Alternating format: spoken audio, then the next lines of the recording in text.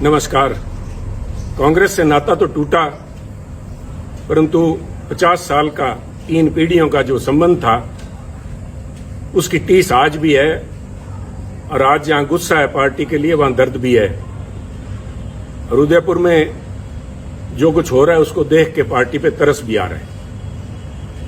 आज यहां पे मैं कुछ बातें कांग्रेस के शीर्ष नेतृत्व से साझी करने के लिए आया हूं, अपने दिल की बात कहने के लिए आया हूं। और जो मेरे दिल की बात है, मैं समझता हूं यही बात बहुत से लाखों करोड़ों कांग्रेस के कार्यकर्ताओं की दिल की बात है, जो शायद उस चिंतन शिविर में रखी ना जा सके, क्योंकि जमावड़ा वहां बड़े शीर्ष नेताओं का है।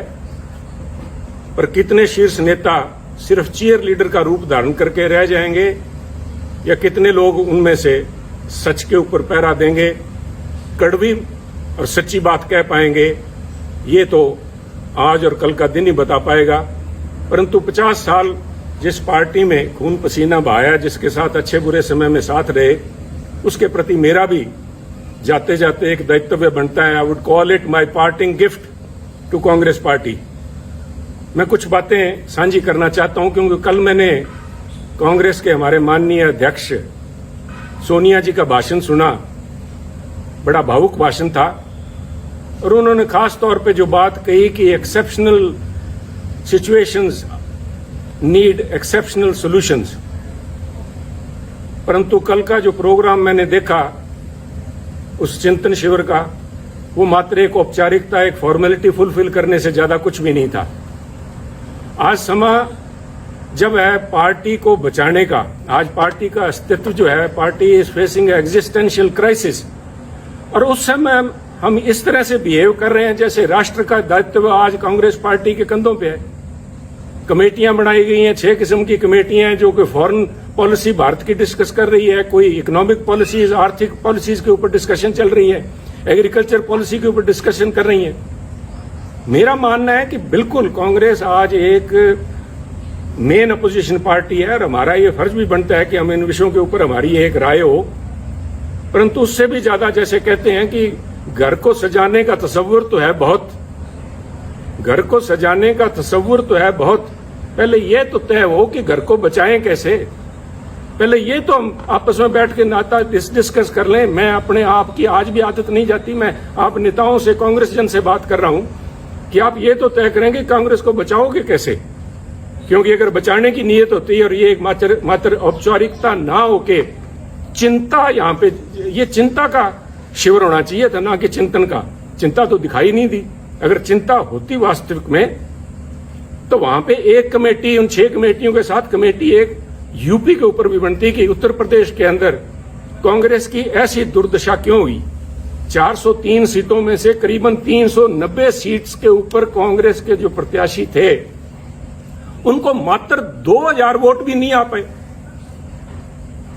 आप सब समझते हैं कि पंचायत के मेंबर का जो कैंडिडेट होता है वो भी 2-4 हजार वोट ले जाता है। एक कांग्रेस का एमएलए उत्तर प्रदेश, जो कि दिल है हिंदुस्तान का, वहां पे कांग्रेस के नेताओं की ये दुर्दशा होनी, नेताओं की नहीं, मैं समझता हूं ये शीर्ष नेतृत्व की और पार्टी की दुर्दशा है। उसके ऊपर कोई कमेटी बनी, क्या उस पर कोई विचार करेगा? कल कोई अजय जी, जो लालू जी हमारे, अजय लालू जी हमारे प्रधान है, क्या वो बात करेंगे, साझा करेंगे क्या कारण रहे, क्या कमियां, उनको सुधारने का प्रयास किया जाएगा। इसी तरह चाहे गोवा है, चाहे मणिपुर है, क्यों आज क्या हालात, इस किस्म के बाद चर्चा तो ये होनी चाहिए थी कि पूरा north east, all the 7 sister states जो हैं, हम सारी हाथ से खोए बैठे हैं। क्या कारण हुआ? गोवा में तो बड़ी भारी एंटी इनकम्बेंसी थी सरकार की। चर्चा ये भी थी कि सरकार बनने के चांसेस है, परंतु हम कहीं भी नहीं ठहर पाए। और उत्तराखंड की बात कीजिए, और उत्तराखंड की तो मैं स्पेशली बात करना चाहूंगा कि 2 सूबे प्रांत ऐसे थे जिनकी बातचीत हो रही थी कि उत्तराखंड और पंजाब के अंदर कांग्रेस बहुत ही अच्छा प्रदर्शन करेगी और दोनों में सरकार कांग्रेस की बनेगी। फिर क्या हुआ?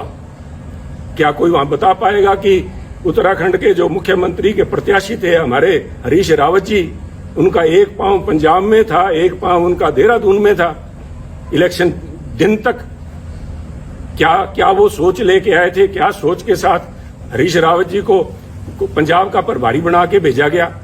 क्या उनकी मंशा सिर्फ इतनी थी कि हम तो डूबे हैं सनम, तुमको भी ले डूबेंगे? खुद तो उनकी जो दुर्दशा हुई, और मैं इसमें कहने में संकोच नहीं करूंगा, मैं पहले भी कह चुका हूं और आज फिर कह रहा हूं, अगर हरीश राव जी आ रहे हैं तो I call it divine justice, he deserved it.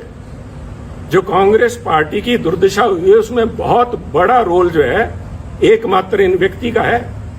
सारा दायित्व तो इनके कंधों पे मैं नहीं डालूंगा, हमारी भी कमियां रही वहां पे, पर इनका बहुत बड़ा रोल था। ये एक कड़ी थे यहां से लोगों ऊपर बात करने के लिए। और उससे भी ज्यादा जरूरी, जब उत्तराखंड की बात करते हैं तो पंजाब की बात कैसे ना करेंगे। मैं पंजाब की बात के ऊपर कुछ समय लूंगा, मैं आपसे धैर्य की अपेक्षा करता हूं कि कृपया थोड़ा धैर्य रखें, क्योंकि पंजाब का मुद्दा सिर्फ वहां पे सरकार बनने ना बनने तक सीमित नहीं है, बहुत ही एक आधारभूत मुद्दा है जो पंजाब से जुड़ा हुआ है। पंजाब में जो घटनाएं वापरी हैं और जिस वजह से वहां पे पार्टी की जो दुर्गत हुई है पंजाब में, उसकी समस्याएं जो हैं उनके दूरगामी और आधारभूत उसका प्रभाव पड़ेगा। एक बात मैं मानता हूं कि देश जो है, भारतवर्ष जो है, एक सेकुलर देश है, और उस भारतवर्ष के अंदर अगर सबसे कोई सेकुलर प्रांत है तो मुझे इस बात का गर्व है कि वो पंजाब है।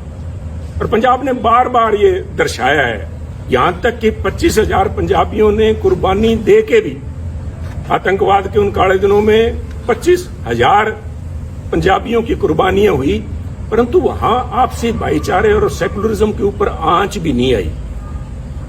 परंतु आज एक छोटी सोच का व्यक्ति, छोटी सोच का सो कॉल्ड लीडर, छोटी सोच का एक छोटा नेता जो बड़े पदों पे आसीन है, उसकी जुबान ने वो करने का प्रयास किया जो आतंकवाद के काले दिनों के अंदर AK-47 की गोलियां भी नहीं कर पाई। ये तो पंजाबियों को मैं दाद देता हूं कि उन्होंने फिर से मौका संभाला। और आप देखिए, जीता जागता सबूत देखिए, अगर किसी को इस बात के परिणाम की, इसको प्रूफ की जरूरत है तो वो देखिए कि इस इलेक्शंस के अंदर जिसके नतीजे 10 मार्च को भी आए हैं, अगर धर्म की बात करें, सिखों ने, जो सिखों की पंथक पार्टी अकाली दल, उसको वोट नहीं डाला। हिंदुओं ने बीजेपी को वोट नहीं डाला, और SC भाईचारे ने, हमारे दलित भाइयों ने कांग्रेस को वोट नहीं डाला। पंजाबियों ने एक सिख के तौर पे, एक हिंदू के तौर पे, एक दलित के तौर पे, क्रिश्चियन या मुस्लिम के तौर पे नहीं, उन्होंने पंजाबी के तौर पे वोट डाला। और इस सारे आडंबर को ढा के उन्होंने एक आस और उम्मीद को वोट डाला, एक रंगले पंजाब की आस, एक बेहतर फ्यूचर, बेहतर भविष्य की आस में उन्होंने वोट डाला। वो आस कितने हद तक पूरी होती है तो समय बताएगा, परंतु पंजाबियों को ये दाद देनी होगी कि उन्होंने ये काली नजर जो हमारे कांग्रेसी नेता जो लगा रहे थे, जो हिंदू, सिख या दूसरे भाईचारों के अंदर जहर का बीज जिन्होंने बोया, मैं तो आज इस माध्यम से खासतौर पे कांग्रेस अध्यक्षा सोनिया जी से निवेदन करूंगा, मेरी हाथ जोड़ के करबद्ध प्रार्थना है, सोनिया जी, राजनीति सारे देश में कर लीजिएगा, परंतु पंजाब को बख्शिए। पंजाब ने बहुत काले दिन देखे हैं। पंजाब में अगर पंजाब को परसेंटेज के प्रिज्म से नहीं देख सकते आप, पंजाब को 33% अमुक कौम है, 40% अमुक कौम है, बाकी बचते नॉन सिख हैं या किस खाते में डाल रहे हैं, कृपया करके बख्शिए पंजाब को। पंजाब एक है। ये जो बात जिन लोगों ने, आपके जो नेता, आपकी सलाहकार है, मैं नाम भी लूंगा क्योंकि आज वो उन्हीं के चलते सारा बखेड़ा खड़ा हुआ है कि आज मेरे को इस चैनल पे के माध्यम से आपसे बात करने की जरूरत पड़ रही है। अंबिका सोनी जी के एक जबान ने, मैं समझता हूं, ना सिर्फ कांग्रेस को, तो कांग्रेस का तो बंटा उन्होंने बेड़ा डुबाया, परंतु उन्होंने पंजाब के माथे पे कलंक लगाया, सिखों के माथे पे कलंक लगाया, सिक्खी के माथे पे कलंक लगाया। उन्होंने हिंदुओं को बदनाम किया, हिंदुओं को निरादर किया। क्या ऐसे नेता का कांग्रेस में बने रहने का कोई हक है, कोई औचित्य है? अगर औचित्य है तो मैं आपसे निवेदन करूंगा कि आज के समागम के अंदर जब उदयपुर में वो बैठी हैं और आपके साथ मंच पे बराबर बैठी हैं, तो उनसे निवेदन करें कि उठ के वो बताएं कि Punjab, what is Sikhism, Sikhism है क्या, जिसको उन्होंने इतना बड़ा दोष लगा दिया। This is nothing. उनका ये बयान कि पंजाब के अंदर अगर हिंदू मुख्यमंत्री बनता है तो पंजाब में आग लग जाएगी, इसका मायना ये हुआ कि जो सारे सिख हैं, सारे पंजाबी भाईचारा है, वो हिंदुओं के खिलाफ डांगे लेके घूम रहा है। हिंदू सिख भाईचारे के अंदर दरार डालने की ये जो कोशिश, खुदा आपकी सलाहकारा अंबिका सोनी जी और उनके जो कुछ चंद चेले जो हैं, जो पंजाब के अंदर बैठे थे जिस समय ये फैसला हो रहा था, 4-5 जो यहाँ थे और वो 4-5 मोस्टली आज वहां आए हुए हैं आपके पास वक्ता के तौर पे, उनको बेनकाब करना जरूरी है। उन्होंने कहा था कि अगर हिंदू बन गया पंजाब में मुख्यमंत्री तो पंजाब में आग लग जाएगी। Is this some pre planned way of vilification of Sikhs? Are you trying to vilify a whole community? कि वो इतने इनटॉलरेंट है, उनके अंदर ये सहनशीलता ही नहीं है कि किसी और को बनता देख सकें। और इनकी अंबिका जी की बात में अगर कहीं सच्चाई होती तो मैं समझता हूं कि अकाल तख्त के जत्थेदार साहब ने जिस दिन इनका बयान आया उसी दिन उन्होंने कहा, अकाल तख्त साहब का वो बयान मैं समझता हूं स्वर्णिम अक्षरों में दिखा जाने वाला है कि पंजाब के अंदर हिंदू सिख होना कोई मायने नहीं रखता।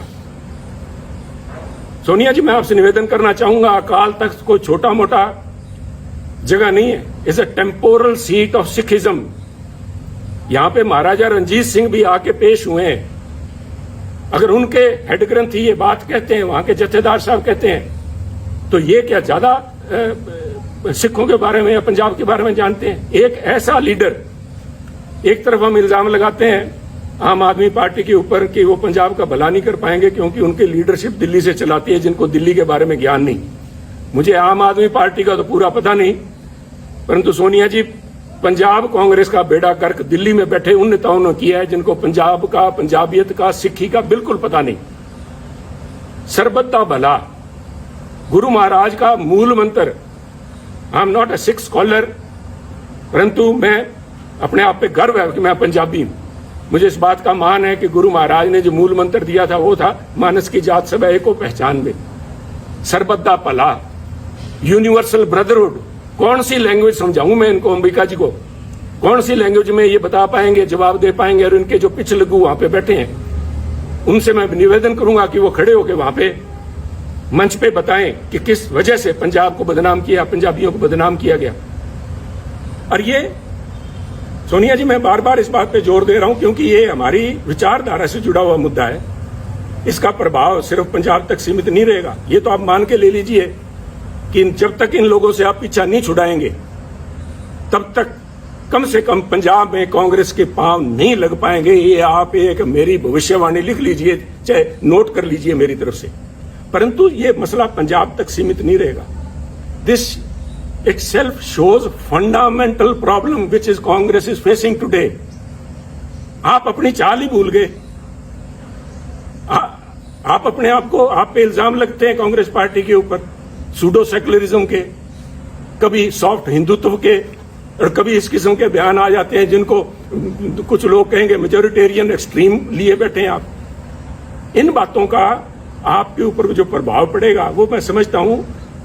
आप इन सारे जो इल्जाम लगते हैं आप इनको तस्दीक कर रहे हैं। ये लोग आपके पास मंच पे बैठे हैं, यू आर विटिंगली और अनविटिंगली एंडोर्सिंग देयर व्यू। ये कौन, मेरा गुनाह क्या था? जब ये अंबिका जी का बयान आया, इनके चेलों का बयान आया कि पंजाब में अगर हिंदू मुख्यमंत्री बनता है आग लग जाएगी, तो मैंने कहा ये सोच कांग्रेस की सोच नहीं है। ये सोच किसी एक, I said, a petty person, a small-minded person occupying high positions, and I meant your advisor, Ambika ji. Let me be honest with you. मेरे को फांसी लगानी है, लगाइए आप। मैं आज यहाँ सफाइयां देने के लिए नहीं आया आपके पास में। मैं तो आपको एक राय देने के लिए आया हूँ जो पंजाब की भावना आपके सामने रखना चाहता हूँ। अगर इन लोगों को आज आप भी अपने साथ बिठाए बैठे हैं पंजाब में, आप भूल जाइए पंजाब के बारे में। इनको ना सिर्फ सिख, ना सिर्फ हिंदू, बल्कि पंजाब का एक एक बच्चा इनको कोसेगा और इनको ये परिणाम भुगतने पड़ेंगे, अंबिका जी को और इनके इन चेलों को, जिन्होंने यहाँ पे पंजाब कांग्रेस भवन में या होटल के कमरों में जाके अजय माकन जी को या हरीश रावत और उनको हरीश बायतू को जाके जो कहा था, इसका देना आपको देना पड़ेगा। परंतु आज अगर आप भी नहीं समझते, पंजाब के लोगों ने आपको जो कुछ दिखाया है उसके बाद भी अगर नहीं समझे, और आप आज भी, जैसे मैं समझता हूं it was a poor attempt to portray Congress as BSP in Punjab. आपने निर्णय, राहुल जी ने लिया, बड़ा अच्छा निर्णय था, सबसे पहले स्वागत मैंने किया था, that he has broken a glass ceiling. पर जिस तरीके से उसको प्रस्तुत किया गया, तो लोगों ने कहा कि अगर हमने जात पात और जाति के आधार पर वोट डालना है तो हम नकली बीएसपी को वोट क्यों डालें, असली बीएसपी को क्यों नहीं डाल लेते? और वही मसला आपके साथ, चाहे आप जब सॉफ्ट हिंदुत्व की बात करते हैं, लोग कहेंगे अगर वोट ही धर्म के नाम पे डालना है तो फिर बीजेपी को क्यों ना डाले। ये नकली बीजेपी को क्यों डालें? साहब अपने वजूद पे रहिए। Don't this drift of your intellectual, you are losing the moorings, intellectual moorings. यही तो आपके पास सारा कुछ था। इसी विचारधारा के साथ तो लोग हमारे जैसे जुड़े थे। और आप में और दूसरों में फर्क क्या है, इसका कौन जवाब देगा? ये जवाब तो आपको ढूंढने पड़ेंगे। इसके लिए किसी सलाहकार की जरूरत नहीं पड़ेगी। इसके साथ ही पंजाब की जब मैं बात करूंगा, मैं नहीं चाहता था कि मैं अपनी बात करूं। मैं यहां सफाई, फिर से कह रहा हूं, मैं सफाई देने के लिए यहां नहीं आया। मैं अपने एक एक शब्द के ऊपर आज कायम हूं। मैंने जब आपको कहा था कि ये जो दिल्ली के अंदर आपके पास लोग बैठे हैं, आपको आंखें दिखा के और बाहर जाके कहते हैं समझौता हमसे करने का प्रयास कर रही है कांग्रेस अध्यक्षा, उन्होंने ना सिर्फ आपकी पद की गरिमा को ठेस लगाई बल्कि कांग्रेस की सोच को भी ठेस लगाई। मैं आज भी उस बात पे पहरा देता हूं। परंतु मैं इसलिए कह रहा हूं कि मुद्दा मुझे नोटिस दिया गया, सो कॉल्ड नोटिस, वो तो हमको कहें काफिर, ये अल्लाह की मर्जी है। कमाल होगी साहब। मैं तो आपसे ये पूछना चाहता हूं, सोनिया जी शायद आपको मालूम नहीं था, मैं देखिए इतनी बड़ी संस्था है, आपके पास कितने ही पूर्व या एक्टिंग कांग्रेस प्रधान सूबों के रहे होंगे, शायद आपको नहीं पता था कि सुनील के पास कोई भी पद नहीं है। जब आपने सुनील के खिलाफ एक फरमान जारी किया कि सुनील को पार्टी के सभी पदों से निलंबित किया जाता है, मेरे पास पद था कौन सा साहब? मेरे पास तो एक विचारधारा है, वो आज भी मेरे पास है। मैं अपनी बात पे आज भी खड़ा हूं। आप कहीं बदल गए होंगे, आपकी सोच बदल गई होगी। सुनील तो जाखड़ तो जहां खड़ा था वहीं खड़ा। ये हमारी कमजोरी है, यही हमारी स्ट्रेंथ है। हम तो जहां हैं वहीं खड़े हैं। परंतु जिन्होंने, वो कहते हैं कि आपने संबंध विच्छेद नहीं किया सुनील जाखड़ से, आपने दिल तोड़ा है। दिल भी तोड़ा तो तूने सलीके से नहीं तोड़ा। बेवफाई के भी कुछ आदाब होते हैं। नोटिस दे रहे हो सुनील जाखड़ को? 50 साल 3 पीढ़ियों का संबंध है। मुझसे बात करने में किसी को शर्म आ रही थी? ये मैं सारे जवाब आपको दे सकता था, परंतु मैं आज जवाब देने के लिए नहीं आया। मैं जो बात देने का आपसे कहने के लिए आया हूं, क्या कहूं मैं, मजाक कहूं या इसके ऊपर तरस आता है मुझसे आपने मुझे नोटिस दिलाया, एक ऐसे व्यक्ति से नोटिस दिलाया, और इस बात के लिए नोटिस दिलाया कि मैंने आपकी सलाहकारा के खिलाफ अपशब्द बोले हैं। चलो, मैंने तो आपकी सलाहकार अंबिका जी के खिलाफ जो कुछ बोला ना बोला, पर नोटिस इससे दिलाया आपने। तारिक अनवर जी एक बड़े सुलझे हुए परिपक्व नेता हैं। उनका तो आपको ध्यान होगा कि वो 1999 में, आज से करीबन 20 साल से ज्यादा पहले, कांग्रेस छोड़ के चले गए थे। आपको ये भी पता होगा कि वो क्यों छोड़ के गए थे।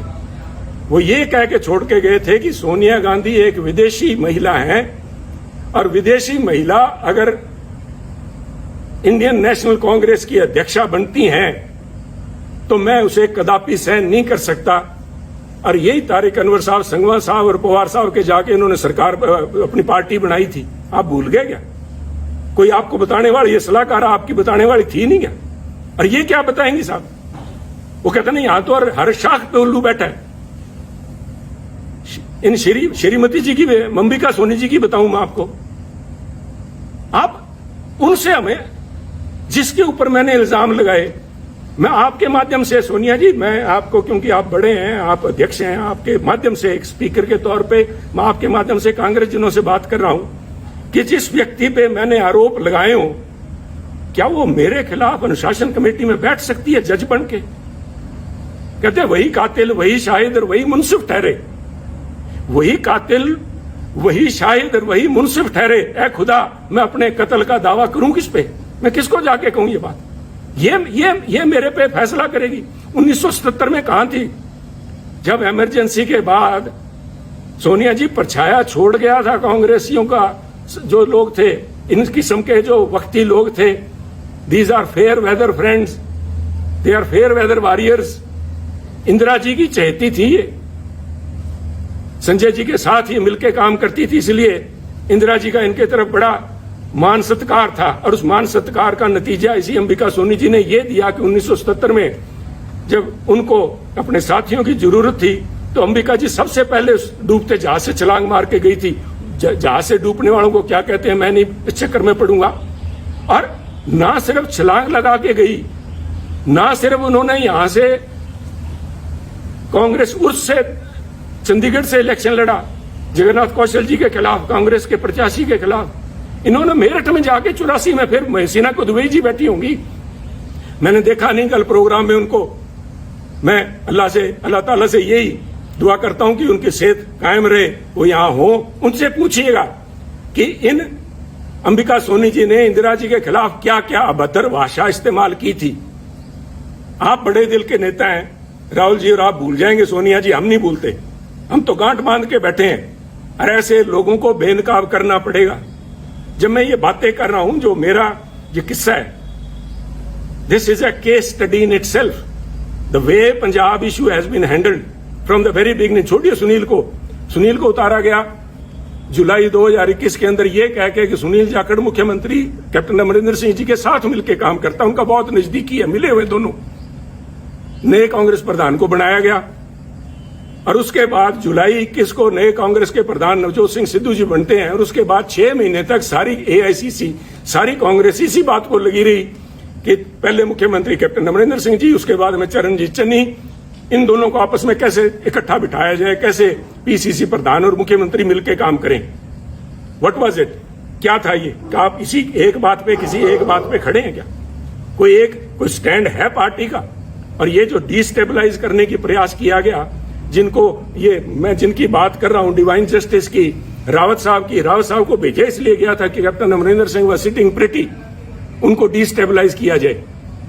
सोनिया जी, डिस्टेबलाइज तो विरोधी पार्टियां करती हैं, आप तो you are the parent party, Congress high command वहां पे बैठी। आप पंजाब में क्या डिस्टेबलाइज करवाना चाहती थे? Control destabilisation. और इसका रेमिफिकेशन देखिए, आज नोटिस आया कुछ दिन पहले मेरे को, नोटिस देने के बाद में एक नोटिस नवजोत सिंह सिद्धू जी को भी दिया गया। मेरे बहुत से डिफरेंसेस हैं नवजोत सिंह सिद्धू जी से, परंतु मैं इन प्रिंसिपल बात करना चाहता हूं, क्योंकि ये बातें आज के इस चिंतन शिविर में होनी चाहिए कि उनको किस बात के लिए नोटिस दिया गया कि वो अपनी सरकार के खिलाफ बोलते थे, वो कैप्टन अमरिंदर सिंह जी के खिलाफ बोलते थे, उन्होंने चरणजीत चन्नी के खिलाफ बोला, उनको नोटिस दिया गया। तो सब मेरा एक सवाल है, और मैं बड़ा उनका रिस्पेक्ट करता हूं अशोक गहलोत जी का। अशोक गहलोत जी, आपकी सरकार को डिस्टेबलाइज क्या सुनील जाखड़ ने कर रखा है क्या, जो सुनील को नोटिस दिया गया है? आपकी सरकार को नवजोत सिंह सिद्धू ने डिस्टेबलाइज कर रखा है क्या? सुनील जाखड़ तो शायद कैप्टन अमरिंदर सिंह से मिला हुआ था या नहीं था, वो तो ये खुद जानते हैं, क्योंकि एक एक बात का इनको ब्यौरा दिया हुआ था। मैं नहीं चाहता था कि कांग्रेस की लड़ाई सड़कों पे उतरे, परंतु ये इनका फैसला था। सिर माथे, मैंने उस माथे को कबूल किया, सिर माथे कबूल किया। परंतु नवजोत सिंह सिद्धू तो सिर्फ बोलते ही हैं, और आपके यहाँ तो गहलोत साहब हर 15वें दिन आपको बताना पड़ता है राजस्थान की जनता को कि मैं अभी मुख्यमंत्री रहूंगा। और जिन लोगों ने मानेसर में जाके महीना तक कैंप किए रखा, आपकी सरकार के ऊपर ही एनफोर्समेंट डायरेक्टरेट की रेड करवाई, वो तो आप अच्छे थे कि पंजाब वाले से हालात आपके साथ नहीं बने, आपके भांजे भतीजे के यहाँ 25-30 करोड़ रुपए नहीं मिले तो आप बच गए। उन लोगों को नोटिस नहीं जाना चाहिए? उन लोगों को तो कांग्रेस अध्यक्ष मंत्रणा के लिए बुलाते हैं। तो क्या एक संदेश दे रहे हैं? एक मन बनाना पड़ेगा, क्योंकि अगर सुनील ने खता की है और सुनील की वजह से अगर पंजाब में सरकार नहीं बन पाई, और जैसे कि आपके हरीश भाई जी कह रहे हैं कि सुनील की वजह से, सुनील के बयानों की वजह से आसपास वाली स्टेट्स के अंदर भी कांग्रेस को नुकसान हुआ है, तो फिर सुनील को निकाला क्यों नहीं? मैं ये पूछना चाहता हूं। अगर आपने फैसला ले लिया, सुनील ने गलत किया, तो सुनील को निकाल के बाहर करो। एक संदेश जाना चाहिए। मेरा कहने के बाद आप फैसला लीजिए, आपको फैसला करना पड़ेगा। मेरा मानना है ये जो कुछ भी हो रहा है, ये चंद चापलूस लोग जिन्होंने घेर रखा है, वो सिर्फ चापलूस ही नहीं है। मैं मर्यादा से बाहर नहीं जाना चाहता, परंतु पहले इल्जाम लगा करते थे कि कांग्रेस के हर समय हर सरकार के अंदर एक कोटरी होती है, जिसे किचन कैबिनेट कह लो या कोई उनकी कोटरी, उनको विश्वास पात्र हैं जो अपनी नजदीकों का फायदा उठाते हैं। परंतु मैं कांग्रेस साथियों को बताना चाहता हूं over a period of time, क्योंकि मैंने जो 20 साल के मेरे एक्टिव पॉलिटिक्स में देखा है, ये जो कोटरी थी, ये जो ग्रुप थे, ये गिरोह का रूप धारण कर चुके हैं। और मैं बड़ी गंभीरता से और बड़ी जिम्मेवारी से कह रहा हूं, गिरोह का शब्द मैंने इस्तेमाल किया है। ये जो बना के भेजे जाते हैं यहाँ पे, हमारे इंचार्जेस बना के भेजे जाते हैं, इतिहास गवाह है पंजाब का, मैं राजस्थान का या हरियाणा का तो बोल नहीं सकता, मैं पंजाब की बात करूंगा। जनार्दन द्विवेदी जी शायद आए हुए हैं, जनार्दन द्विवेदी से पहले या बाद में एक शकील अहमद साहब को छोड़ दीजिए, चाहे वो चाणक्य थे, चाहे वो आशा कुमारी जी थी, चाहे रावत जी थे, और चाहे हमारे हरीश बायतू जी थे, ये सारे के सारे एक ही आका के जाके पैरों में हाथ लगाते हैं। वो हमारे पंजाब की आंटी बैठी है वहां पे, इन सारों को उनका वृद्ध हर्ष, उनका जो हर्ष था उनके ऊपर था। और इन लोगों ने इल्जाम बहुत लगे हैं। मैं डिम्पा जी को मैंने कल बैठे देखा, आपके बगल में बैठे थे सोनिया जी, पिछली रो में आपके, उन्होंने एक बयान दिया, उन्होंने पूरे बाड़मेर के माथे पे कलंक लगाया। मैं समझता हूं उनको बाड़मेर का नाम नहीं लेना चाहिए था, उनको व्यक्ति विशेष का कहना चाहिए था, परंतु मुझे पता है कि वो नहीं बोलेंगे, ना ही उनके खिलाफ कार्रवाई होगी। क्योंकि मैं देखिए यहां बैठ के राय देनी बहुत आसान है। मैं समझता हूं कि पार्टी को चलाने के लिए बहुत सी आपकी मजबूरियां होती हैं, मजबूरियां हैं भी, चलाने के लिए बहुत अकोमोडेट भी करना पड़ता है। अकोमोडेट कीजिए। मैं नहीं कह रहा कि आप जसवीर सिंह डिम्पा जी की, जिन्होंने कहा था कि बाड़मेर का ठग्गा था या बाड़मेर का डाकू कहा था, मुझे याद नहीं, उन पे एक्शन ना लीजिए। मैं नहीं चाहता कि आपकी संख्या, एमपीज की संख्या घटे, परंतु मैं इतना जरूर चाहूंगा कि एक कमेटी तो बनाई जाए कि क्या हुआ।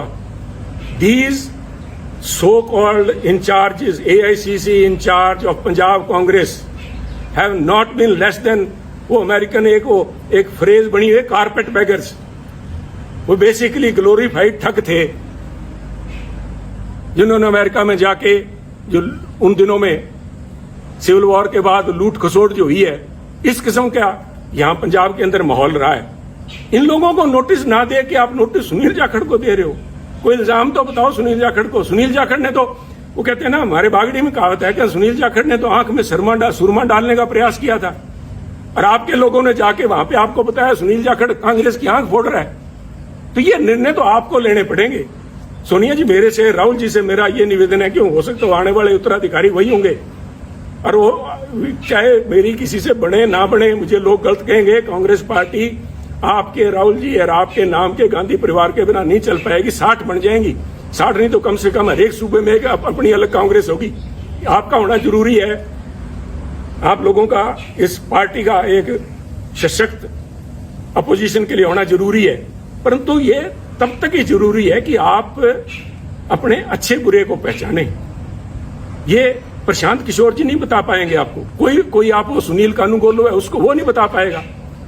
This is a responsibility of the boss himself. अगर आप लीडर हैं तो आपकी परख होनी चाहिए। आप छोड़िए, आप शायद, I have always claimed that Rahul Gandhi ji एक बहुत ही बढ़िया इंसान है। I still believe it. चाहे आज मेरे फर्क है, चाहे जो भी है, जो आवाज उठनी चाहिए थी, सच के साथ में खड़ी होनी चाहिए, नहीं, उनकी मजबूरियां होंगी, परंतु is a very fine man, is a very upright. और मैं अगर कांग्रेस के अंदर इतने साल लिप गया तो उसका बहुत बड़ा कारण राहुल गांधी जी, मैं आज भी मानता हूं। अगर वो और कोई छोटे दिल का व्यक्ति वहां बैठा था, उससे पहले ये तोड़ बिछड़ा, उससे पहले भी हो लेना था। परंतु राहुल जी, आपको भी आजकल एयरक्राफ्ट के अंदर ये सुखोई और वहां पे लड़ाई चल रही है, उनके अंदर एवरी एयरक्राफ्ट, इवन टैंक्स के अंदर भी एक होता है IFF, called identification of friend और फो। दुश्मन और दोस्त की पहचान कराने के लिए उसके अंदर इंस्ट्रूमेंट लगा होता है जो फ्रीक्वेंसी आपस में एक्सचेंज करके पता करता है कि मैं जिस पे मिसाइल दाग रहा हूं वो कोई मेरा दोस्त तो नहीं है। आपने इन पिछलगुओं के कहने से मेरे पे नोटिस की मिसाइल दाग दी। मेरा क्या बिगाड़ देंगे आप?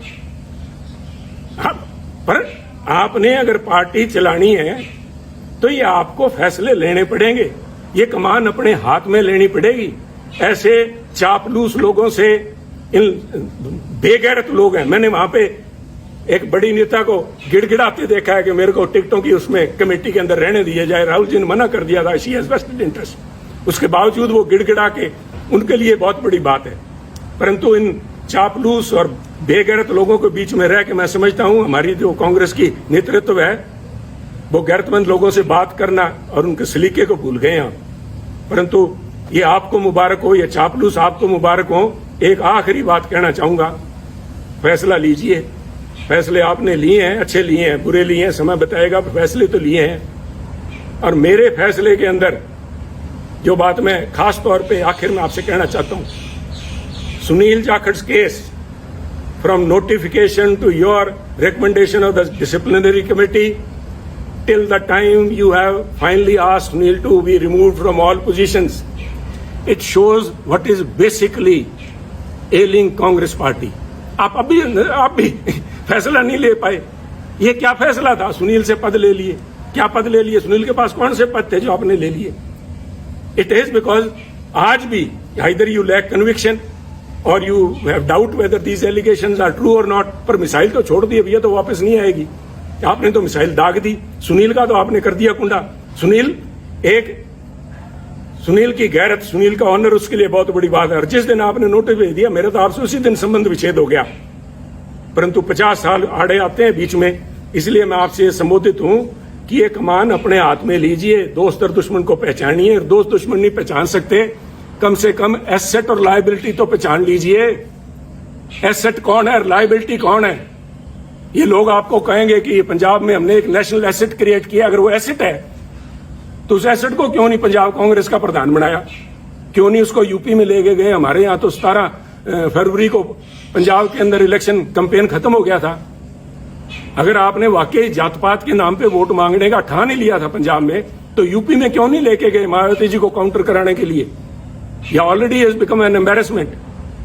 ये फैसले आपको लेने होंगे और उसके लिए मैं आपका ध्यान, राहुल जी, लेके जाना चाहूंगा पानीपत की पहली लड़ाई बाबर की तरफ.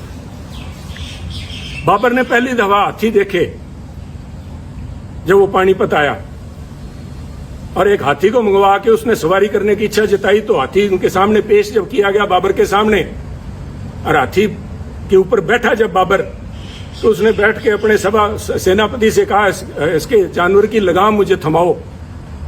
तो उन्होंने कहा, जनाब हाथी की लगाम नहीं होती. उसका सवाल था निश्चित तौर से कि तो फिर ये चलाऊंगा कैसे? कहते जी, इसकी जो लगाम है, जो इसका जो अंकुश है, वो सामने जो बैठा है, वो जो अंबिका सोनी तारे बैठे है या कोई तारिक अनवर बैठा है, उनके हाथ में अंकुश वो है. अंकुश है जो प्रौढ़ जिसको बोलते हैं, वो है. तो बाबर ने तब कहा था कि इसको हाथी को बिठाओ और मेरे को नीचे उतारो. तो उन्होंने कहा, क्या बात होगी महाराज? तो उन्होंने कहा, मैं उस चीज की सवारी कभी नहीं करूंगा जिस चीज की लगाम, जिस जानवर की लगाम मेरे हाथ में ना हो, जिस संस्था की लगाम मेरे हाथ में ना हो. तो मेरी आपसे बेनती यही है, with all due respect and for all the respect and all the time we have spent together and with the party, 50 साल की, आगे बढ़िए, कमान सामिए और इन पिछले लोगों को ऊपर छोड़ के कांग्रेस पार्टी को अगर जिंदा रखना है तो ये लगाम अपने हाथ में लीजिए.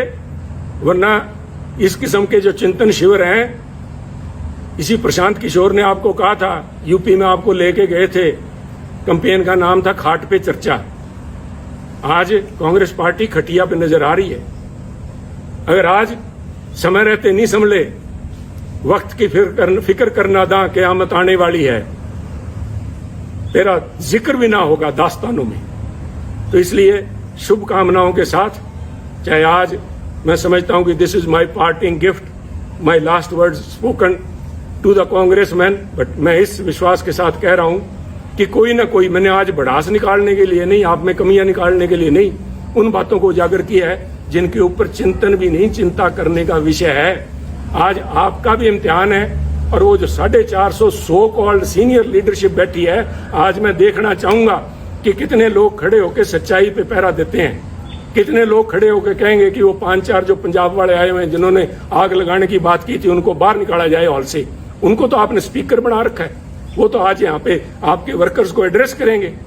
और जिनकी वो मुखिया हैं, उनको मंच पे मठासीन है. तो आप देखिए, या आप जाने. मैं एक दफा फिर से, मैंने पहले भी जिस दिन नोटिस आया था उस दिन कहा था, good luck to Congress party, and today I again say good luck and good bye Congress. जय हिंद.